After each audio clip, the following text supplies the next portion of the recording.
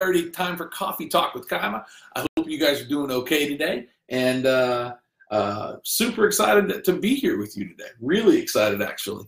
Lots to talk about. Lots to talk about again this week. I've got some really interesting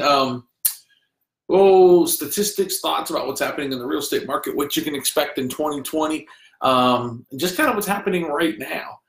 Before we do that, we love to just kind of get to know each other a little bit more and talk about a few other things. And so I'm going to open with a couple of things. Number one, how many of you take or use CBD oil in one form or another, or CBD products, right? How many of you are using CBD products? And I'm going to tell you about a company. I'm not here to promote the company. I don't get anything for it, but I am going to tell you about a company that I think is pretty outstanding. But I'm curious, if you don't mind, as we talked about today, and I'll ask 2 or 3 more times, but if you're using any kind of CBD products, I would love to know what brand you're using and why. You can PM me, you can post it here. Raise your hand if you are using CBD in one form or another. In our house, we're using it for sure, and I'll share with you who we're using it and what have you. Also going to talk a little bit about Christmas shopping here today. I want to talk to you a little bit about your travel plans for Christmas, and I've got something really, really exciting to mention to you about my family that I think will put a smile on some of your faces for those of you that know this family member specifically. That being said, the real estate piece of things that we're going to get into here shortly, man, the numbers are moving. We're starting to see a shift in the market. We're starting to see, and it's a natural shift. It's that time of the year. We're in the middle of December. We're going to talk specifically about what those numbers look like, what 2020 is going to look like in the real estate world, and what that might mean to you on a personal level if indeed you're looking to buy or sell some real estate in 2020. Anyway, so let's start with the CBD talk. So first and foremost, we use CBD. So my buddy Michael Ray Breer, for those of you Delta Sigs, my old fraternity brother, my old pledge brother, Michael Breer, is kind of a free spirit, super smart, hard worker, but just a real free spirit. He turned us on to a company named Floyd's of Leadville out of Leadville, Colorado. We have had, I don't know what you know about CBD product, but it's not a regulated industry. It's not overly regulated anyhow, in the sense that some of the claims may not be exactly what you're getting. So the amount of actual CBD that's in the product that you're purchasing may not be exactly what you're getting. The claims might not represent exactly the same. But there's one product, and there's several, but there's one product that we've tried that we find to be absolutely incredible. Had a couple of friends of ours just last week dealing with something that we recommended to grab some CBD caplets from Floyd's of Leadville, and the results are outstanding. So if you're looking for another brand, you're looking for a brand that makes sense for you, floydsofleadville.com. Again, we get nothing for it. There's no I have no interest in you using it or not using it. It doesn't make a difference. But if you're looking for a recommendation of a really, really good brand, Floyd's of Leadville is the best on the market, in my opinion. And again, we've got some pretty good resources in that world. So for what it's worth, Floyd's of Leadville. They also make a coffee, by the way, a bag of whole bean CBD infused coffee that is phenomenal. We don't use the tinctures, the little drops. We actually use the caplets and the coffee, and they're both just absolutely phenomenal. Now, the coffee's expensive. It's about $29 a bag, and we don't brew it every day. You know me, Kaima runs on Dunkin'. As a matter of fact, Kaima's got a cup of Dunkin' right now. But the Floyd's of Leadville brand does have a coffee for you as well if you're interested in that. It's kind of a nice way to kind of take the edge off the morning. And Logan, I hear you. So migraines, and you give it to your dog. So yeah, so there's a lot of new product out there in the CBD world for pets, pets with anxiety and what have you. But I'm hearing great things about people with migraines and just regular aches and pains and ailments. But anyhow, again, no interest for me. There's no financial benefit for me, but Floyd's of Leadville, if you're looking for a brand, highly, highly recommend. Is your Christmas shopping done? Are you ready? I mean, we're almost there. For those of you that my dad and I, we used to wait until like the 23rd and 24th to start our Christmas shopping. And, we work better under pressure was the way we always used to justify that, right? But if your Christmas shopping is done, what is the one incredible gift this year that you're getting either for your kids, your teens, your significant other? And if you don't want to share it here, like it's easy for me. My significant other than tuning into Coffee Talk, it isn't even on Facebook. The only pictures you'll ever see of her are the ones I post, and I'm usually in trouble for doing so. That being said, is your Christmas shopping done? And the other thing I wanted to ask you, this is a fun one. If you don't mind, either share with me today or send me a private message. What is the one gift, either as a kid or as an adult, that you got for Christmas that you'll never, ever forget? For me, short story, it was 1977, Christmas 1977, and I was probably in second grade or something. I desperately wanted a racetrack. You know, the old remote control racetracks in the 70s? I desperately wanted one. Well, this big present that showed up underneath my tree was the exact size of what a racetrack box would be. I knew, I was dead set. I was telling all my friends at school, you're going to have to come over. We're getting a racetrack and blah, blah, blah. I was so excited about this racetrack that I've been asking for. So turned out it wasn't a racetrack, but it actually turned out to be one of my favorite gifts of all time. We've bought it 2 more times since then, and my kids are actually playing with it, or have played with it. And that is the electronic football game. You know, the big, huge, whoops, where's my hands here? The big, huge metal board with the players on it. You set the players up and it vibrates. The players go all over the place. Man, we used to play that for hours. I did get the racetrack, but it wasn't until 4 years later when my dad finally got me a racetrack, and it was pretty cool.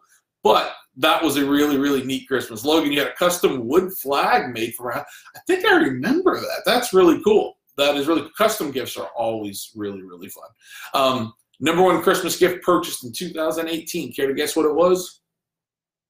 Category, that is. Wasn't a toy. It wasn't an electronic. It was vacations. It was travel. I think that's really, really interesting that we as Americans have leaned more towards experiential, I think that's the word, experiential gifts versus maybe physical gifts. Anyhow, and also, last thing about shopping for Christmas, do you do any shopping in a store? Do you go to a mall? Raise your hand if you go to a mall, or you go to Kohl's or Target or any of these stores, or do you do almost all of it online? And I'm willing to bet there's going to be more online than there used to be. Coach, what's up? You had the same thing?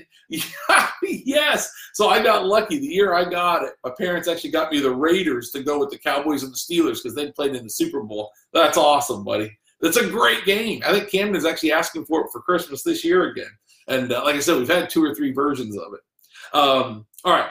So do you travel for Christmas? When we had kids, Jennifer and I made the decision that we weren't going to travel for Christmas, that people in our family that didn't have kids could come see us. And now that everybody's kind of gotten older, you know, traveling for Christmas starts to become an opportunity for us. We're not doing it this year, but it's certainly something we may start thinking about. We may start taking vacations. I know some of you go to the Caribbean, some of you go out of town, some of you go up north to see family. But let me know, do you travel for Christmas?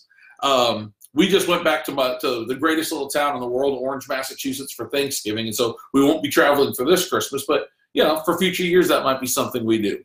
All right. Let's talk about it. Let's get right into the numbers, guys. There's a lot going on in the real estate market. And again, earlier question for you. I'm going to repeat it 2 or 3 times today. If you use CBD product, let me know.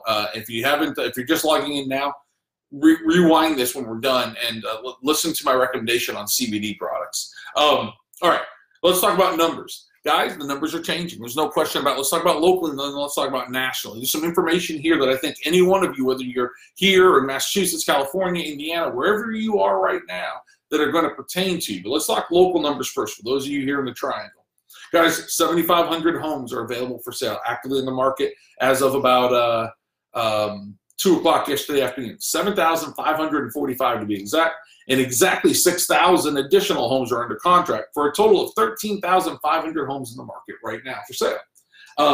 Guys, that is 2.18 months worth of inventory. 2.18. That means if we stopped adding any inventory to the market and we just went ahead and sold every bit of what we have, it would take us 2.1 months and we would be completely out of homes. For those of you that don't understand what that means we are really low on inventory, continuing to decrease. We're pushing 3 months of inventory. We were at 2.7, 2.8 just a couple of months ago. It's that time of the year, right? There's less people putting houses on the market. That certainly influences this number without question. We're going to talk about what the impact is nationally over the course of the year, though, in just a second. So let's talk about the months of inventory in specific municipalities here in our area. So when I give you that 2.18, that's our entire area.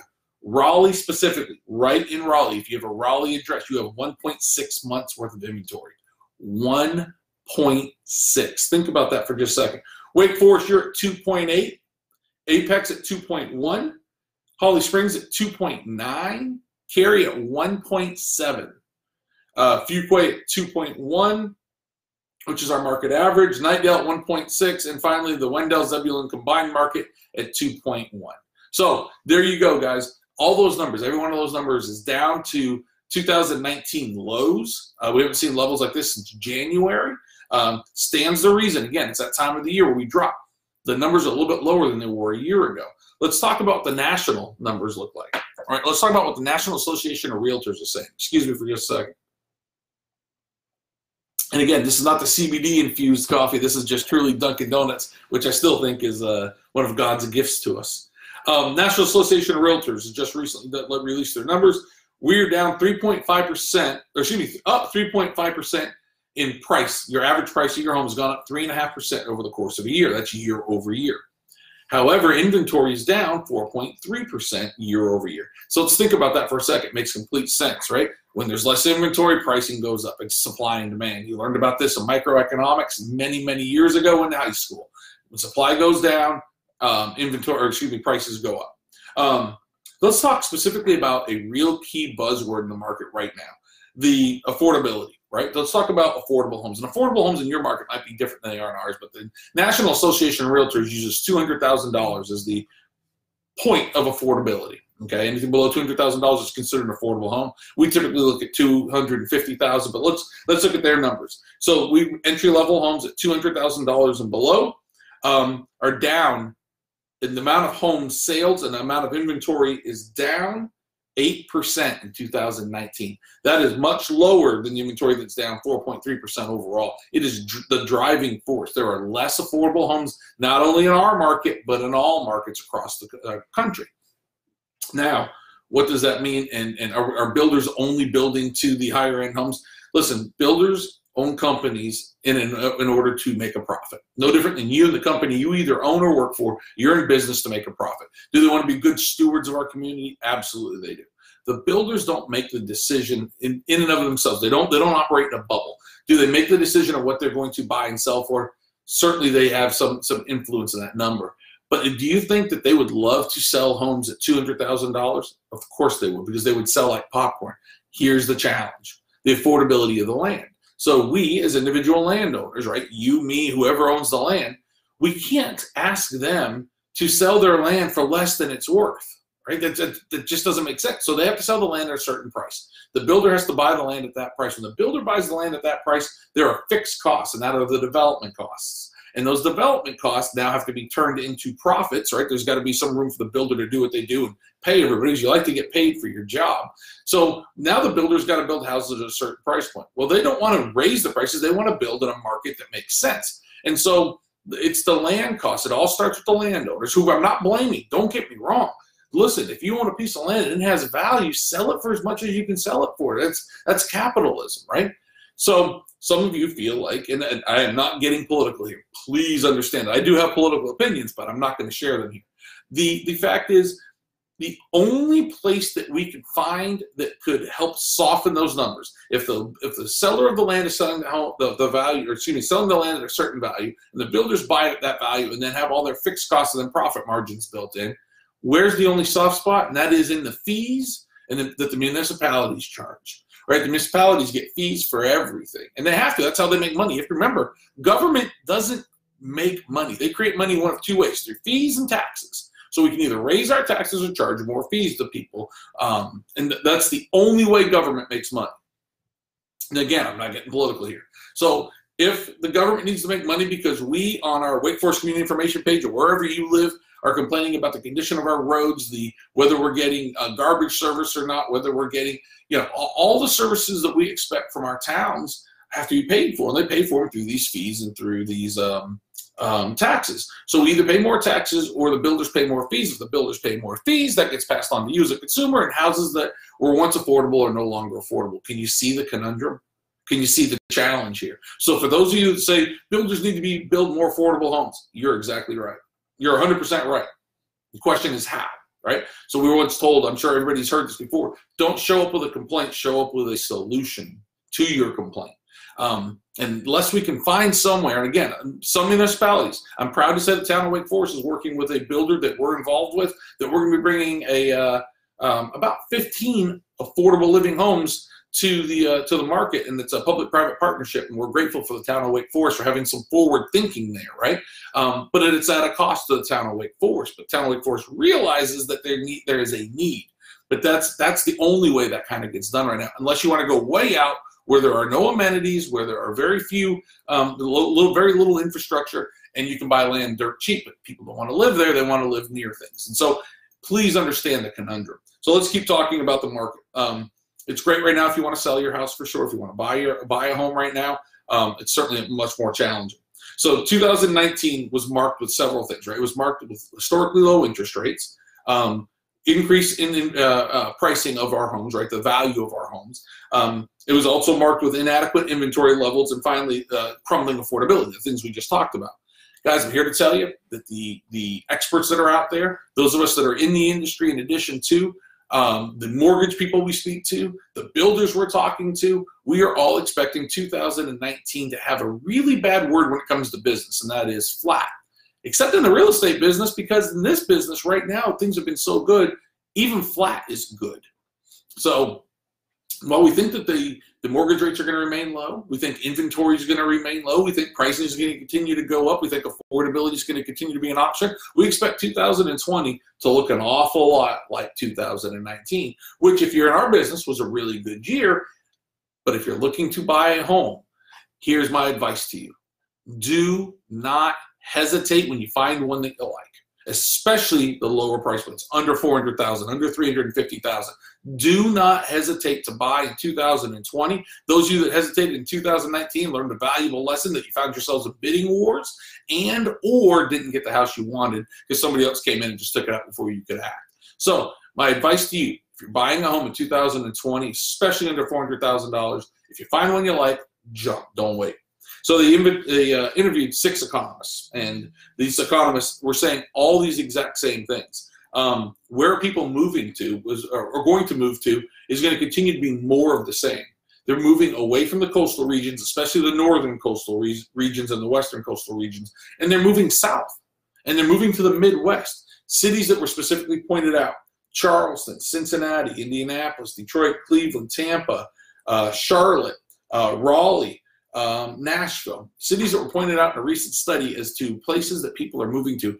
What's the trend there? People are moving south, and they're moving to the Midwest. Land is more affordable. There's more affordable inventory still right now.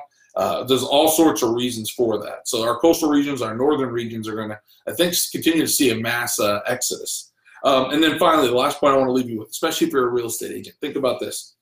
Define a millennial. And no, I don't mean define a millennial as in the painting with a broad brush that they're lazy and don't have whatever. I don't want to hear that. What is the generation of millennials? There were people who are born between 1981 and 1997. 81 to 97. Think about that for just a second. A huge portion of those millennials will turn 30-ish in 2020. The number one demographic, the number one group of people that are going to carry the most mortgages in 2020, take out the most new mortgages, are millennials. How are you marketing to millennials if you're a real estate agent? If you're a parent of a millennial, how are you guiding them through the process? Everything's changing. It's changing quickly. If you need help getting through that process, call us. We're here to help you, whether it be commercial real estate or residential real estate. We've got experts in both on our team, and we'd love to help you. So last thing I'm going to leave you with, this is awesome. My little son, Camden, my 12-year-old son, Camden, is going to his first dance tonight. He's in 6th grade. And I was in the kitchen about a week and a half ago, and as we do in the evening times at our house, we're racing around because somebody's got to get to a practice. So I'm making some dinner, Camden's getting stuff together, and just out of the blue from across the kitchen, he goes, "Hey, Dad, you're probably going to hear about this through the grapevine anyhow, so I'll probably just go ahead and tell you." And I'm just continuing to do whatever I'm doing. I'm like, "Oh, okay." And he said, so I asked this girl named Hannah, I won't mention her full name, but this girl, Hannah, did the dance. I just keep doing stuff, and I'm like, thinking to myself, this is how detached I am sometimes. What dance? And who's Hannah? And but what I said was, "Oh, that's great." I just kept doing it because I didn't want to embarrass him, because I could tell he was embarrassed in the way he was describing it to me. He is embracing this as best he can. He's nervous. He asked quietly this morning, kind of sheepishly almost, "Dad, how do you, I don't know how to slow dance." And of course, you're coming to the king now. So you're right up my alley. I mean, the ladies' man that I was as a kid, for those of you that went to high school, you know what I mean. So we tried to show Camden 2 or 3 different styles of slow dance, the ones you don't do and the ones that you do in a middle school, conservative school like he's in. And so he's fully prepared. I give him all the best lines. He is ready to go. So keep Camden in your thoughts tonight. I won't be there. Jennifer's going to chaperone. She's about to combust, by the way. She just walks around with this little all excited little grin, and it's making him embarrassed. It's the funniest damn thing. But she's more excited about this dance than he is. Anyway, I got a JV basketball game tonight I'm going to be attending, and we got a rec league basketball game after that. So I won't be able to see him off. But keep Camden in your thoughts tonight as he goes on his first date. Y'all take care. It's good to see you, and I'll talk to you soon.